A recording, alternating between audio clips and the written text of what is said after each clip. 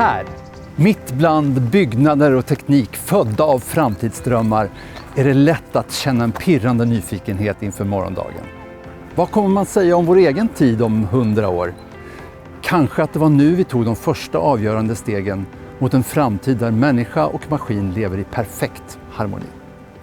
Låt oss utforska några innovationer som snart kanske är lika självklara som mobilen i min ficka.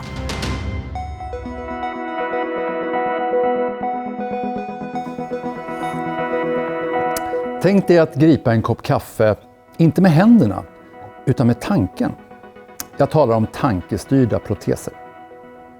Redan 2012 byggde Chalmers-forskaren Max Ortiz Catalán en prototyp som via nerv- och muskelimplantat lät användaren styra en protes i labb. Idag kan BCI-system läsa hjärnsignaler och trådlöst driva robotproteser. Framtidens neuroproteser är inte långt borta. Snart kan vi alla behöva fundera över vad vi egentligen vill göra med bara tankens kraft.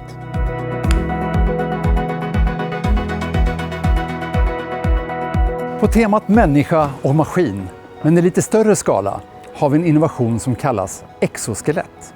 Det här är en teknik som började dyka upp i vården för bara några år sedan för att hjälpa just personer med nedsatt rörlighet. Men på det här området ser vi nu en allt snabbare utveckling. Förhoppningen är att exoskelett ska kunna låta oss alla gå längre, springa fortare och lyfta tyngre.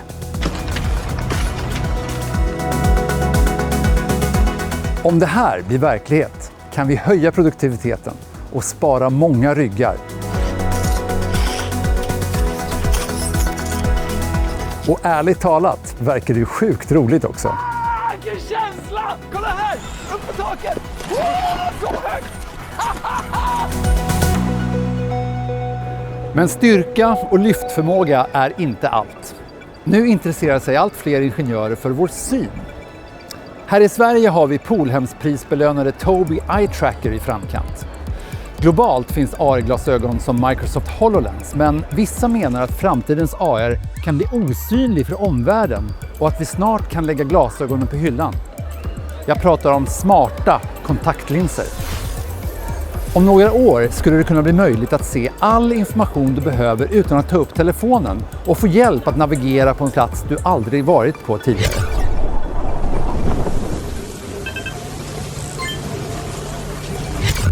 Smarta kontaktlinser är en innovation under utveckling där företag som Expanseo siktar på kommersiell lansering om några år. Och om tekniken blir verklighet kan den förhoppningsvis råda bot på både dåligt lokalsinne och sviktande minne.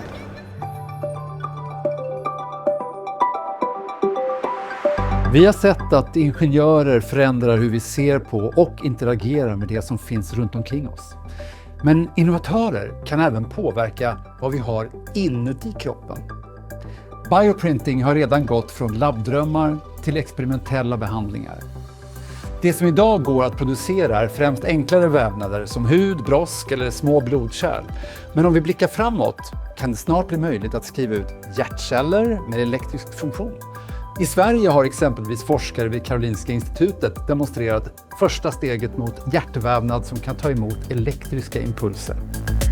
Parallellt har grupper vid Chalmers och Uppsala universitet lyckats skriva ut broskprover för knäleder och hudprover för brännskadepatienter. Svenska Cellink tillverkar bioprintrar som används i labb världen över. Och målet? Att i framtiden kunna skriva ut hela, personligt anpassade organ direkt av patientens egna celler.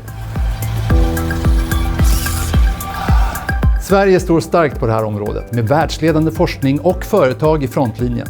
Men när vi fortsätter att driva utvecklingen ska vi förstås göra det med säkerhet och etik i fokus. Och försäkra oss om att tekniken blir tillgänglig för alla. Så där har vi det. En fascinerande glimt av framtiden där människans potential möter teknikens möjligheter. Men innovationsresan tar aldrig slut.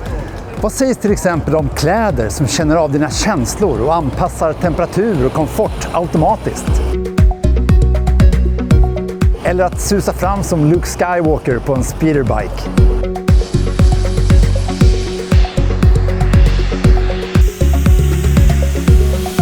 Vi har bara börjat skrapa på ytan av vad framtidens teknik kan erbjuda.